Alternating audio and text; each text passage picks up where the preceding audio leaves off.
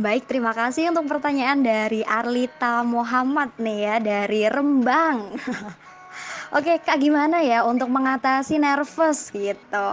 Nah, yang pasti nervous itu hal yang manusiawi, bahkan bukan hanya untuk orang yang belum pro gitu ya, bahkan orang atau pembicara yang pro saja itu masih sering gugup atau nervous gitu. Karena itu memang wajar dan justru itu bagus karena kalau rasa nervous itu ada berarti kita masih harus mempersiapkan diri dan kita masih ada rasa untuk terus mengasah diri untuk ini ya, menyiapkan materi dengan baik kayak gitu. Nah, lalu gimana ya cara mengatasinya? Tentunya Arlita dan juga teman-teman semua nih harus memetakan dulu. Nervousnya tuh karena apa sih gitu ya? Nervousnya apakah karena jarang untuk berbicara di depan umum? Atau mungkin karena materinya nggak dikuasai? Atau justru takut nih dengan audiensnya gitu? Nah, kalau yang pertama tadi takut tentang ini ya, jarang berbicara di depan umum. Berarti Arlita dan teman-teman semua boleh untuk mulai sekarang berlatih gitu untuk berbicara. Nah, gimana caranya? Nah, saya ada tips nih yang sering saya lakukan setiap pagi, tapi ini sebenarnya membentuk diri kita sendiri untuk cakap dalam berbicara gitu ya. Jadi ketika bangun tidur kita doa, kemudian bagi yang muslim sholat gitu ya. Nah, sebelum beranjak lagi setelah sholat, teman-teman boleh melakukan aktivitas di depan cermin. Ngapain tuh depan cermin? Ya ceritain aja tentang kamu semalam ngapain atau hari kemarin ngapain, hari ini aktivitasnya apa aja sih gitu ya. Itu diceritakan dengan cermin. Nah, diceritakan untuk diri sendiri gitu. Itu cara mengasah untuk berani tampil kayak gitu. Paling enggak ya ada penontonnya, diri kamu sendiri dulu nih sebelum dilihat oleh orang banyak gitu. Kalau nervousnya itu gara-gara materi, nah seperti yang saya sampaikan di awal ya, kita kalau ingin berbicara harus menguasai materi dulu. Kalau memang materi itu benar-benar oh ini kok deket sekali ya denganku ya gitu ya. Oh materinya kok aku banget sih gitu. Pasti kita cenderung akan menggali informasi yang lebih dalam lagi tuh terkait materi-materi itu. Nah, kalau mungkin Arlita tipikal seperti orang kayak saya gitu yang nggak mudah untuk menghafal gitu ya, boleh saya bagikan tips buat peta konsep. Apa aja sih yang mau disampaikan, poin-poinnya tuh apa aja. Nah, itu harus dipaparkan gitu. Terus kasih sedikit note atau catatan kecil gitulah. Nah, terus kalau yang ketiga, nervousnya ini mungkin karena takut diliatin orang banyak gitu ya, atau itu sebenarnya dari diri sendiri ya, Arlita dan teman-teman semua. Kalau kita belajar tentang biologi atau mungkin psikologi gitu ya, kita akan mengenal tentang limbi. Nah, ada bagian pada sistem saraf otak kita itu namanya sistem limbi kalau saya tidak keliru, nanti teman-teman boleh cari materi itu gitu ya.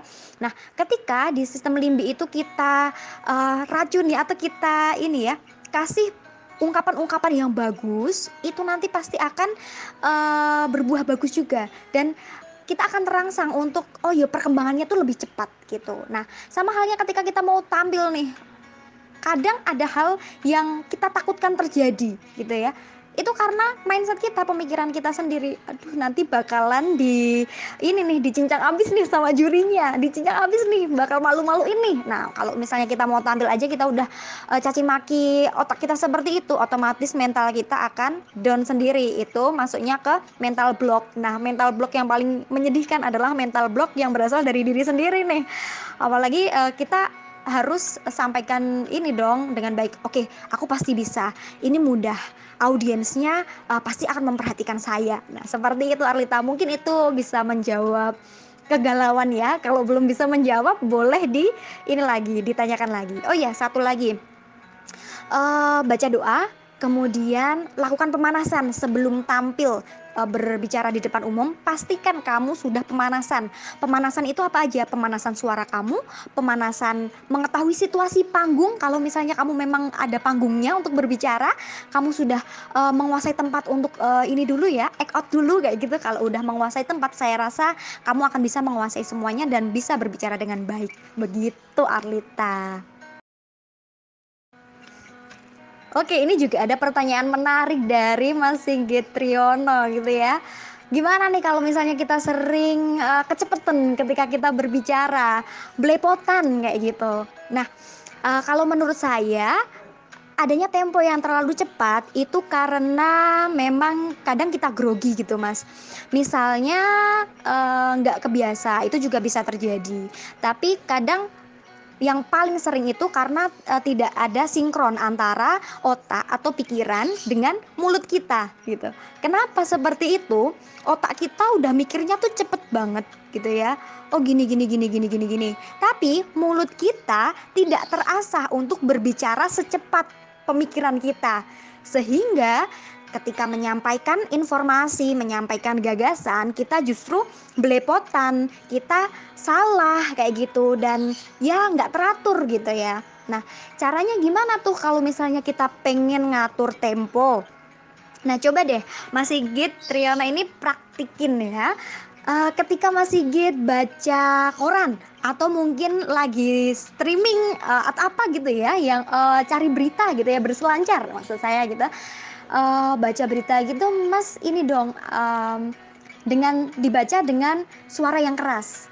Kemudian baca per kalimat dengan tempo yang sedang. Nah, saya kasih contoh sedikit mungkin ya sembari saya membuka berita. Nah, misalnya ini. Perang total lawan corona. Jakarta, berita1.com. Ini bukan virus biasa. Wabah bernama resmi Coronavirus Disease 2019 atau COVID-19 sangat mematikan. Penyebarannya begitu cepat karena bisa ditularkan lewat berbagai media. Nah, santai Mas. Jadi diasahnya dengan membaca, latihan membaca dengan santai. Kasih jeda-jeda. Nah, dari situ nanti akan terbiasa. Bahkan kalau mau lebih gila lagi nih ya, Mas coba ajak temen Mas mungkin temen kos atau mungkin adik atau kakak gitu ya. Nah, itu untuk ini nih, ngobrol tapi dengan tempo yang sedang. Misalnya, saya ingin menyapa rekan yang di sini, Rizkia aja deh. Halo Rizkia, apa kabar Rizkia? Hari ini kita sedang diskusi nih tentang public speaking. Nah, menurut kamu gimana? Kamu udah oke belum kalau public speaking? Nah, Mas bisa gunain yang seperti itu. Dengan cara seperti itu, lama-lama kita akan terasa nggak belibet lagi ketika berbicara. Nah, atur tempo, kemudian pikiran juga harus ini ya Mas, dipetakan baik-baik. Mana yang penting untuk disampaikan, mana yang harus ini dulu, ditahan dulu kayak gitu. Karena kalau orang dengerin yang cepet-cepet gitu kan, apalagi kalau sasaran mitra tutur kita itu orang tua, ya ini anak ngapain ya nge-rap. Misalnya kayak gitu Mas, mudah-mudahan bisa menjawab ya Mas Sigit Triyono. Assalamualaikum warahmatullahi wabarakatuh. Nama saya Septia Rida Nonalisa, bisa dipanggil Septi. Saya PNS, domisili di Bekasi. Kak Ira, saya sangat kagum dengan kakak dari suara kakak aja itu udah menggambarkan seorang public speaker yang baik, yang handal dan profesional menurut saya. Nah, yang mau saya tanyakan di sini, saya pernah um, saya pernah diwawancarai, ya lebih tepatnya diwawancarai oleh suatu lembaga beasiswa begitu. Nah, apakah itu termasuk suatu public speaking juga gitu Kak, diwawancarai uh, oleh interviewer gitu. Terus di situ saya gugup, nervous, anxiety, terlalu banyak dan sebagainya, itu yang membuat wawancara saya itu gagal. Menurut kakak gimana caranya untuk mengatasi hal itu kalau memang itu sebuah public speaking juga, terus Kakak pernah nggak punya pengalaman itu? Itu aja sih Kak dari Septi, terima kasih banyak. Assalamualaikum warahmatullahi wabarakatuh. Waalaikumsalam warahmatullahi wabarakatuh. Baik, terima kasih untuk pertanyaan dari Mbak Septiarida. Nah, dari Bekasi ya tadi ya. Oke, tadi punya pengalaman tentang wawancara gitu ya. Nah, wawancara tuh masuk ke public speaking nggak sih gitu? Masuk Mbak, wawancara itu masuk ke public speaking karena memang kalau wawancara kan kita harus menyampaikan ide, menyampaikan gagasan, kemudian kita memberikan feedback dan lain sebagainya, menjawab pertanyaan. Nah, kalau kita tidak tepat memberikan jawaban itu, ya itu pasti juga akan berpengaruh dong pada tingkat kepercayaan pewawancara kepada kita. Nah, kemudian kalau tadi terlalu banyak are atau mungkin terlalu banyak diam berpikir kayak gitu ya. Nah, itu sebenarnya cuman pola atau kebiasaan kita saja sih Mbak, itu yang bisa ditekan gitu. Lah cara nekannya kayak gimana? Nah, ini yang mungkin teman-teman harus ketahui juga. Mungkin saya pun juga masih mempraktikkan masih banyak dan lain sebagainya, tapi saya mencoba untuk mengkontrol itu gitu ya. Caranya ketika ingin berbicara, coba deh kata-kata are dan lain sebagainya itu yang kadang ini tuh kan saya juga ada gitu ya yang kadang terlintas gitu di lisan kita. Kita coba dengan menekan kedua tangan kita. Oke, jadi ketika kita ingin nah itu diganti dengan menekan kedua tangan. Mungkin kedua tangan kanan dan kiri saling meremas kayak gitu ya. Nah, cobain itu nanti akan berpengaruh. Lalu ketika ini ya Kak Septi tadi ya, Mbak Septi tadi wawancara kayak gitu, pasti juga raut wajah, jawaban itu juga sangat penting. Nah, itu namanya ke gestur gitu ya. Gestur dari Mbak Septi ini juga diperhatikan oleh pewawancara. Jadi saran saya besok ketika diwawancara lagi, pastikan siapkan dengan wajah yang optimisme kayak gitu. Nah, coba Mbak Septi dan teman-teman semua latihan. Kan di handphone ada aplikasi tuh voice record. Nah, itu coba kasih target 1 minggu misalnya. 1 minggu Mbak Septi harus ada perubahan. Saya dulu waktu awal-awal juga seperti itu. Saya nge-record suara saya sendiri. Ya saya record sendiri, saya dengerin sendiri seperti itu ya. Nah, kemudian itu membaca berita misalnya, membaca satu berita atau mungkin menjawab sebuah pertanyaan atau menyampaikan opini tapi melalui voice record. Sudah, kemudian nanti hari pertama di-record, hari kedua record lagi, hari ketiga record lagi, dan seterusnya. Nanti Mbak Septi akan tahu perkembangan Mbak Septi dalam berbicara menyampaikan ini gagasan itu seperti apa. Pastinya saya yakin betul kalau bersungguh-sungguh pasti akan ada perkembangan Mbak. Yang penting namanya skill itu kan terampil gitu ya. Kalau terampil itu kan berarti karena terus-menerus diasah. Nah, caranya gimana? Mulai dari itu tadi, nge-record suara sendiri, kemudian menekan R, dan lain sebagainya itu dengan cara menggenggam kedua tangan. Nah, jadi diganti, nggak mending diem daripada buka mulut tapi R kayak gitu. Gitu sih, mudah-mudahan bisa menjawab Mbak Septi ya. Waduh, terima kasih buat Mbak Rahman nih. Pertanyaannya panjang sekali ya, tapi menarik. Tapi kalau diperbolehkan saya ingin ceritakan pengalaman ya. Nah, terkait ini diminta untuk berbicara di depan umum secara impromptu. Kemudian bagaimana cara kita meyakinkan bagi audiens gitu ya, supaya kita lebih menarik. Bagaimana menguasai audiensnya gitu. Nah, saya punya pengalaman yang menurut saya agak gila sih, yang agak gila juga ya. Jadi kalau saya kan lulusan dari pendidikan gitu ya, Fakultas Pendidikan. Kala itu saya memang ada program PPL gitu. Kalau dari pendidikan tuh ada PPL. Jadi kayak latihan magang gitu di sekolah, di SMA. Nah, kala itu saya di SMA 1 Surakarta dan kebetulan itu tugas akhir untuk presentasi. Nah, dosen pembimbing saya kala itu dosen pengujinya gitu ya, penguji laporan itu beliaunya sangat perfeksionis banget dan on time banget gitu loh. Jadi malah justru datangnya tuh pasti lebih awal gitu. Saya dan teman saya berdua gitu ya, Itu awal rencana ujian pukul 1, otomatis kami pukul 11-an kami masih ada di area kampus untuk fotokopi, beli roti, dan lain sebagainya. Nah, lalu tiba-tiba beliau meminta untuk langsung datang ke sekolah karena beliau udah ada di sekolah tuh, gitu. Kemudian jam 11 tuh, presentasi sekaligus di situ. Padahal yang sudah siap presentasi adalah teman saya yang satunya.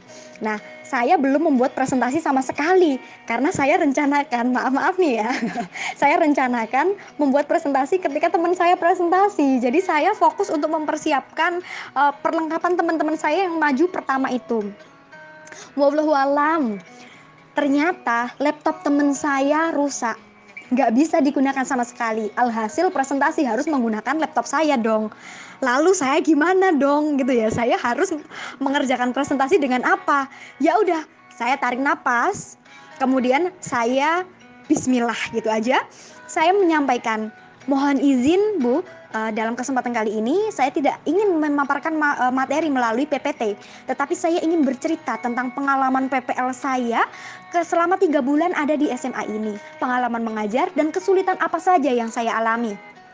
Itu serius, saya memaparkan itu impromptu, kemudian saya tanpa teks, saya berbicara, saya bercerita, dan itu diperbolehkan oleh dosen yang bersangkutan.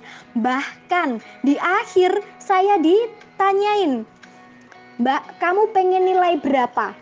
Itu berarti kan itu menurut saya berhasil dong praktik public speaking meskipun itu di keadaan yang terdesak. Nah, caranya gimana? Tetap tenang. Kuncinya 3, santai, tenang, kuasai, dan fokus juga terhadap materi apa yang ingin dipaparkan gitu. Halo, selamat sore Mas Andri. Nah, ini ada pertanyaan yang menarik juga. Waduh, saya diminta untuk kasih tips buat ngeles ya. Nah, kalau misalnya Mas Andri udah kerja nih dan susah untuk menghafal materi, kemudian butuh waktu untuk menjawab beberapa pertanyaan dari user yang mungkin harus ditanyakan ke orang lain dulu. Nah, mungkin gini Mas, kalau misalnya Mas nggak tahu atau mungkin kurang memahami materi itu, jangan sampai orang lain itu tahu kalau Mas Andri itu nggak tahu. Caranya kayak gimana? Tetap kita harus lantang dalam berbicara. Misalnya ini nih, ada pertanyaan yang belum ada jawabannya di list yang Mas Andri punya. Nah, mungkin bisa seperti ini. Baik, terima kasih Bapak atau Ibu atas pertanyaan yang telah disampaikan. Untuk pertanyaan yang Bapak Ibu berikan akan kami teruskan dulu ke bagian terkait agar mendapatkan jawaban yang lebih spesifik dan sesuai dengan keinginan Bapak Ibu. Mohon tunggu atau bisa menghubungi lagi keesokan harinya ya Bu. Terima kasih. Seperti itu Mas, atau mungkin kalau pengen keep in touch bisa meminta nomor handphonenya. Kalau itu by phone loh ya, minta nomor handphonenya. Boleh saya catat nomor ibu yang bisa dihubungi? Nah, misalnya seperti itu, nanti dicatat nomornya. Kemudian kalau misalnya itu via chat pun, nah bisa dikatakan seperti itu juga. Pertanyaan dari ibu akan kami teruskan ke bagian terkait untuk mendapatkan jawaban yang lebih detail. Begitu itu sudah cukup menjawab. Nah, sudah oh ya berarti saya harus nunggu dulu nih. Nah, daripada kita memberikan informasi tapi salah kayak gitu. Nah, itu justru nanti kita nggak bagus dong kayak gitu, menjerumuskan orang dong kayak gitu. Baik, tadi Mbak Rizkia, moderator yang baik hati ini menyampaikan ya kalau pertanyaan dari Mas Andri ini adalah pertanyaan yang terakhir gitu. Sayang sekali padahal pengen sharing, bener-bener masih pengen sharing ya. Jadi nanti kalau misalnya ada pertanyaan yang belum terjawab nih dari teman-teman gitu ya, itu silakan boleh PM saya karena nomor saya juga disimpan di grup ini ya. Jadi boleh PM, kemudian boleh tanya-tanya kayak gitu juga. Terus saran saya, closing saya ya, manusia itu memang diberikan kekurangan dan juga kelebihan. Nah, lalu apa yang sebenarnya bisa menyatukan itu? Yaitu penerimaan. Nah, gimana kita bisa menerima diri kita, bisa menerima kekurangan kita, bisa menerima kelebihan kita. Kalau misalnya kita kurang dalam kecakapan berbicara, jangan pantang menyerah. Kita bisa mengasah itu. Nah, kalau misalnya kita memiliki kelebihan, mari kita saling berbagi. Karena kita nggak tahu loh amalan mana yang akan diterima oleh Allah kayak gitu. Nah, menurut saya setiap manusia itu memang memiliki 4 keterampilan. Satu, keterampilan membaca, dua, keterampilan berbicara, kemudian keterampilan menyimak, dan keterampilan untuk menulis. Nah, saya rasa keempat keterampilan itu benar-benar diterapkan dalam grup ini. Ada yang berbicara, ada yang menyimak, ada yang menulis. Nah, itu mari kita asah bersama-sama karena itu saling melengkapi, dan tentunya itu tidak serta-merta langsung muncul, langsung aduh langsung pro gitu. Enggak, butuh waktu ya teman-teman, itu butuh waktu. Saya pun awalnya memang anak yang pendiam, introvert gitu ya. Nah, tapi saya mulai menemukan jati diri untuk seneng berbicara ketika saya kuliah tuh. Nah, bayangin aja, kuliah saya angkatan 2014, berarti beberapa tahun itu di perkuliahan saya sering MC sana sini dan lain sebagainya. Nah, itu menjadi pengalaman luar biasa. Nah, untuk itu saya sarankan buat teman-teman, silakan teman-teman ciptakan pengalaman luar biasa teman-teman dalam berbicara. Mulailah dari sekarang karena semua itu akan teman-teman petik keesokan harinya. Sekian yang bisa saya bagikan ke teman-teman semua. Kalau banyak kesalahan dan kurang berkenan, saya mohon maaf. Dan kalau ada baiknya, mudah-mudahan bisa bermanfaat untuk kita semua. Saya akhiri, terima kasih untuk moderator dan teman-teman semua. Wassalamualaikum warahmatullahi wabarakatuh.